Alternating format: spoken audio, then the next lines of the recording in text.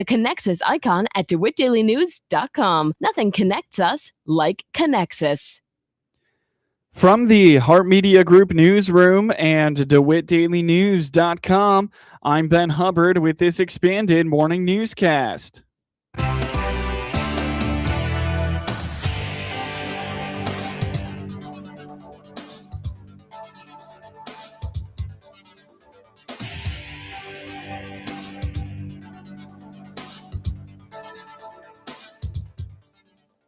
Good morning and thanks for being with us. I'm your host today, Ben Hubbard. You're listening to the WHOW Morning Show. The Peterson Insurance Agency is inviting the community to an open house to celebrate the retirement of the longtime owner of the Stoutenborough Insurance Agency in Maroa. Dexter Peterson from Peterson Insurance told the Heart Media Group on Thursday from 3 p.m. to 6 p.m. Everyone is welcome to stop by and celebrate the retirement of Bill Ryan. We were just having an open house at our Maroa office, which is under the Stoutenborough insurance name. We've had that office for just over a year now, but we thought it was a good time to just welcome in the community to kind of meet some of us and see some of the updates we've done in the office and give them a last chance to see the previous owner, Bill Ryan. Peterson indicates they've spent the past year doing some updates to the building on Main Street in Maroa. Some things the public will notice, and others they won't. Some of the stuff that the customers will see is just kind of some updated facelifts on the front of the office, some paint and some flooring and stuff like that. And then we've done some updates as far as the computer system and everything there that they wouldn't really get to see. But we've been busy the last year.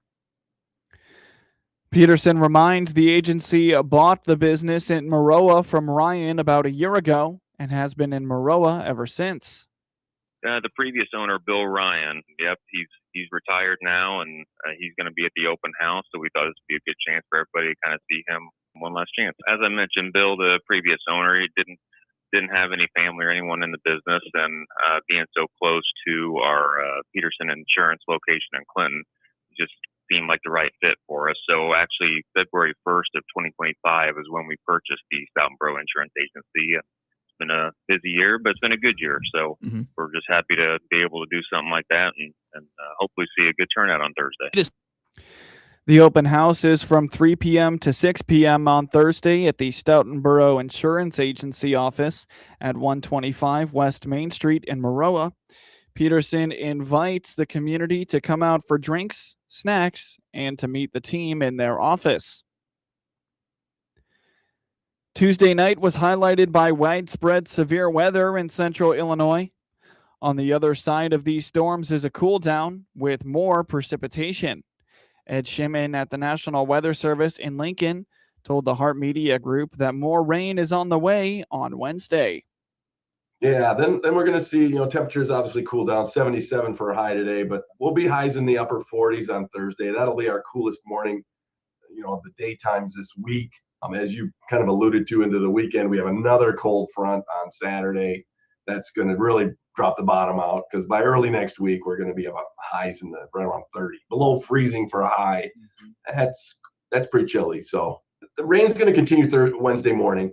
We've got 90% chance of rain in there, and there's going to be redevelopment behind the cold front. So, the cold front will go through with the storm line, but there's going to be additional rain most of the day Wednesday. Really, it'll be under the gun with some rain, high of only 59, but it'll be breezy. That northwest wind's going to come in. I think we've got gusts up to 35 miles an hour on Wednesday, so it's just not a pleasant day. Then we start to shut the rain off. Wednesday night below freezing, 29, up to 49 Thursday. Then the lows aren't too bad on Thursday night. We start to see the wind shift out of the south again ahead of that next wave of rain that's coming in for potentially Saturday ahead of that cold front. But just breezy and unsettled conditions all the way through that next cold front coming in this weekend. The cold weather is going to stick around. Shimon indicates the 8 to 14-day outlooks show cooler than normal temperatures before a warm-up at the end of the month. The above-normal precipitation signal sticks around for most of the spring. Get the latest in weather forecasts and severe weather recaps at weather.gov/Lincoln. Get news anytime at DeWittDailyNews.com. I'm Ben Lowers, and I'm running for DeWitt County Sheriff. As a 30-year law enforcement veteran and chief of police in Clinton, I've seen firsthand how state mandates like the Safety Act can impact local safety. I've been a vocal opponent of that legislation because I believe in common sense policing. But being a leader means being proactive, not just reactive. That's why I've prioritized programs like our addiction recovery initiatives, providing a bridge to help guide those in crisis to a better path forward, rather than just a revolving door back into the system. I'm Ben Lowers, and I'm asking for your vote on March 17th. Paid for by citizens who elect Ben Lowers. Ace is the place with the helpful hardware, folks. Ace now offers free assembly and free delivery, so it's never been easier to get a great grill for your family, like a Weber gas grill, a Traeger wood pellet grill, or a Big Green Egg charcoal grill. Only at your neighborhood Ace. Around the block. What you need in stock. With people who know their grills. This is Brad from Gibson Ace Hardware in Clinton, Illinois. Stop in to see us, The Helpful Place, at 114 North Madison Street, Clinton. See participating store for details. From the Hart Media Group Sports Desk, IL Sports Wire, and DeWittDailyNews.com, I'm Ben Hubbard with this local sports report. The Tri-Valley Vikings are looking to build on last year's regional semifinal exit with a group of experienced players. Head coach John Fisher told the Hart Media Group that he has 11 seniors on this year's team, most of whom saw significant varsity playing time last season and have good chemistry. He adds that pitching and keeping games short will be a focus for the team this year. We have 11 seniors this year, and most of them contributed in one way or another last year. We just graduated 3. So we do have some good experience coming back. We preach a few things, and I think those things are going to be carried over. Our pitchers are going to work with good tempo, keep our defense alive. We're going to do what we can to score a run an inning and keep the pressure on the opponent, and then we do whatever we can to limit bases and just shorten the game up. And we try to play clean. We try to play with good energy, and focus on little things and focus on each other. Yeah, this group we've got some really good pitchers. We've got Grayson Coughlin, who was in our rotation last year. Sam Knuckle was in our rotation last year, and then Eli Roberts was our closer last year, but I think he'll carry a good chunky innings for us. Those first 2 have already committed to college programs, and I think Eli's exploring his options still. And then in the field, we got a couple middle infielders, Ethan Moore and Chase Hayworth, who work really well together and are super detailed and focused in their glove work. And so it's fun watching those guys work up the middle. We've got a slew of outfielders too that I trust tracking down fly balls and putting the ball in play. So it's a lot of kids that do a lot of things right, and they work hard and they get along. So it's a really easy group to coach. Fisher believes that the game starts at the pitcher and catcher positions, noting that supporting those players by making the routine outs has to be second nature. He says consistency on defense will allow them to open up their offense. I'm a pitcher, and so I spend a lot of time with our pitchers and catchers, and I think our team understands that the more we can support our pitchers and catchers and whatever abilities we have, wherever we're at on the field or whatever we can do offensively, when we can have consistency there and we know what to expect, and we've got good communication and objectives on how we attack hitters and lineups. It's fun for everybody when the battery is rolling like that.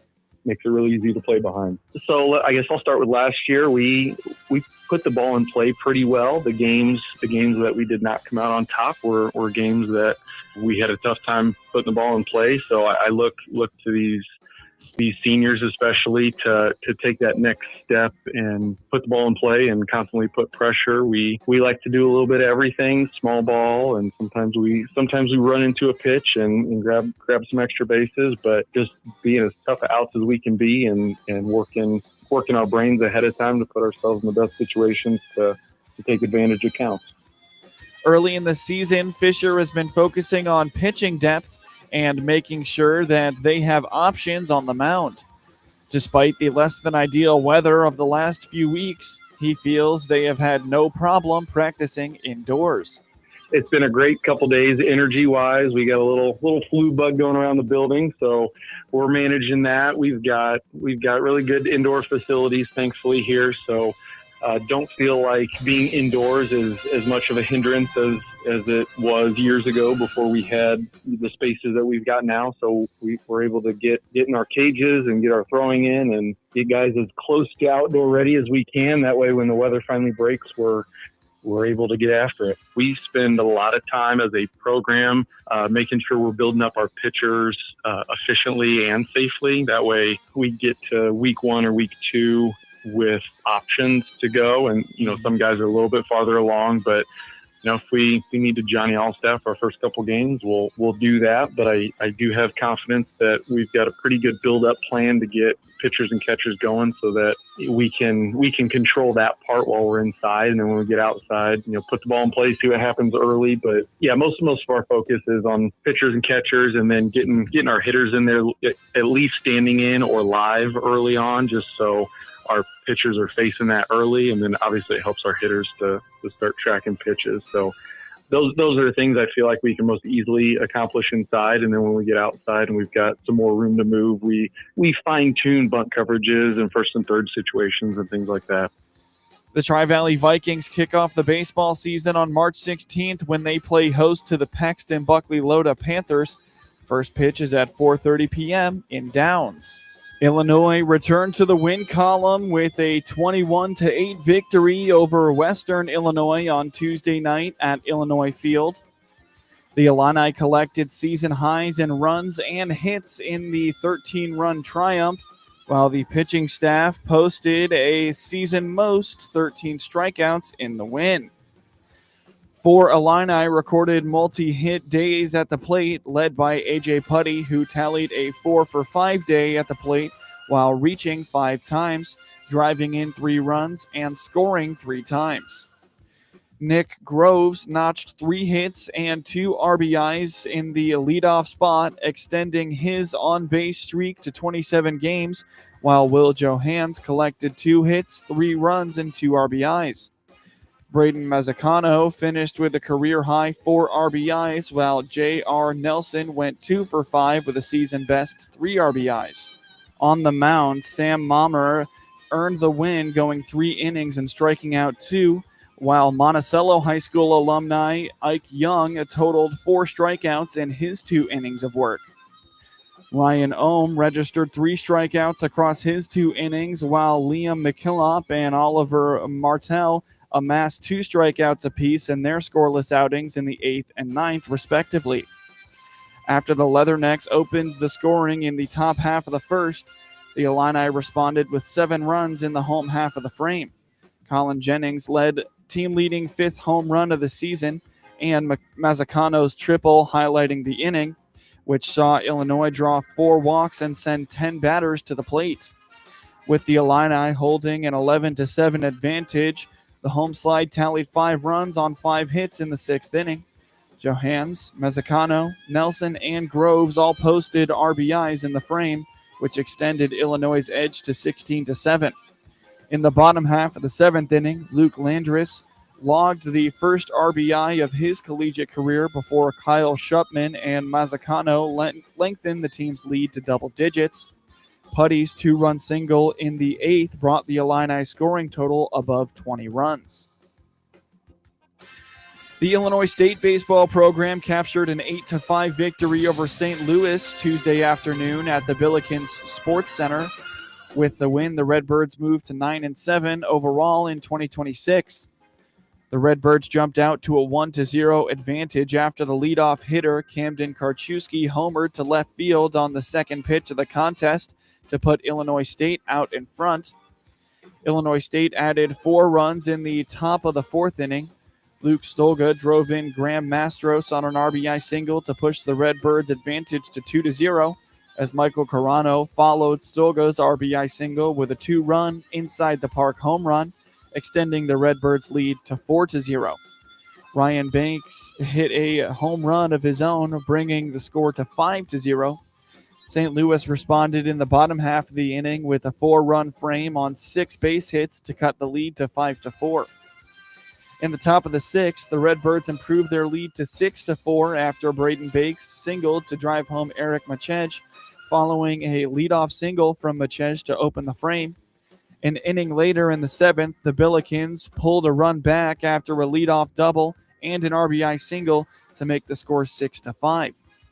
After St. Louis worked a pair of runners into scoring position in the 8th, graduate Reese Clapp tallied back-to-back strikeouts to close the frame and preserve the Redbirds' lead at 6-5.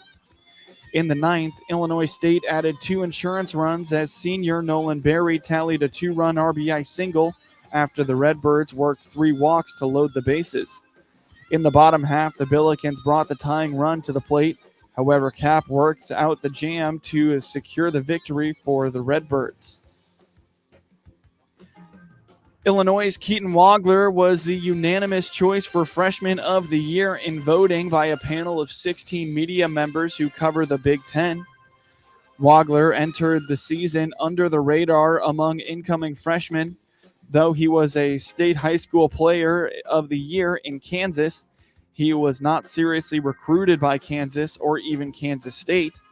The nation knows Wagler now. He averages a team best 17.9 points and 4.3 assists per game and shoots 41% on threes and 81% on free throws.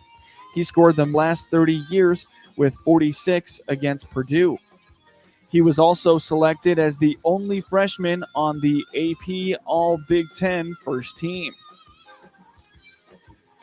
Mattis Buzelis scored a career-high 41 points and hit a key three-pointer with 2 minutes and 20 seconds left in overtime. Josh Giddey had a triple-double of 21 points, 17 assists, and 13 rebounds, and the Chicago Bulls beat the undermanned Golden State Warriors 130-124 on Tuesday night. Chicago's Jalen Smith converted 2 free throws with 1.4 seconds left in regulation to send the game into overtime, and Trey Jones contributed 22 points for the Bulls, who bounced back from a tough 126-110 loss at Sacramento on Sunday. Kristaps Porzingis scored 17 points and blocked 4 shots, and Pat Spencer had 17 points and 6 assists, but the Warriors missed another chance to give Coach Steve Kerr career win number 600. Guy Santos made a go-ahead layup with 4 minutes and 11 seconds left in regulation on the way to 17 points, and Spencer scored the next time down. LJ Cryer also contributed 17 points for Golden State, which had a big man Al Horford and Porzingis available after both sat out of the team's 119-116 loss Monday night at Utah. Porzingis converted a three-point play with 4 minutes and 52 seconds left in the third quarter that pulled the Warriors within 2 points. Then they took the lead on Cryer's basket the next possession before Porzingis hit a three. The Bulls visit the Lakers on Thursday night to continue a 5-game West Coast road trip. The Warriors host Minnesota on Friday night. Matthew Barzal scored in overtime to cap the New York Islanders' rally from a 3-goal deficit for a 4-3 win over the St. Louis Blues on Tuesday night. In addition to his goal at 2 minutes and 11 seconds of the extra period, Barzal had 2 assists. Callum Ritchie had a goal and an assist, and Jean-Gabriel Pageau and Bo Horvat also scored for the Islanders.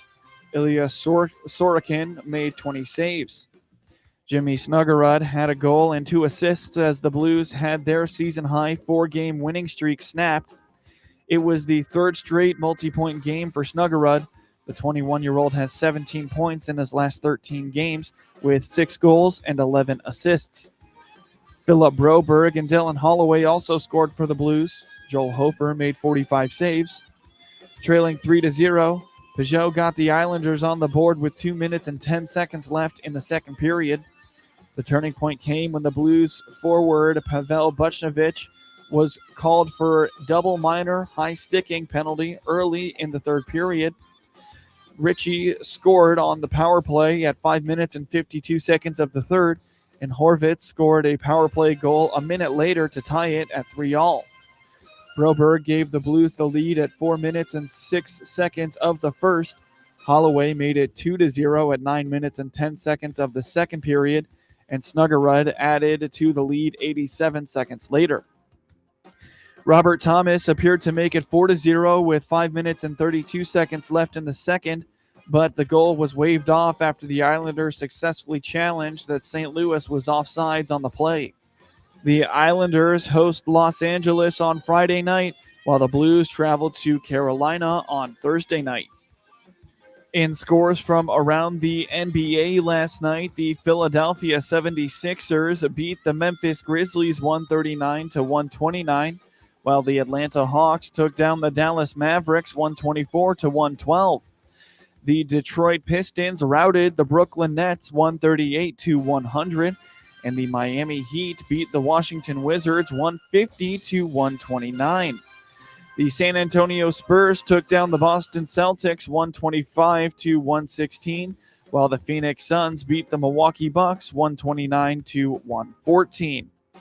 The Houston Rockets took down the Toronto Raptors 113-99, while the Charlotte Hornets beat the Portland Trail Blazers 103-101. The Indiana Pacers fell to the Sacramento Kings 114-109, and the LA Lakers beat the Minnesota Timberwolves 120-106. In the NHL last night, the New York Rangers shut out the Calgary Flames 4-0, while the Columbus Blue Jackets beat the Tampa Bay Lightning 5-2. The Florida Panthers took down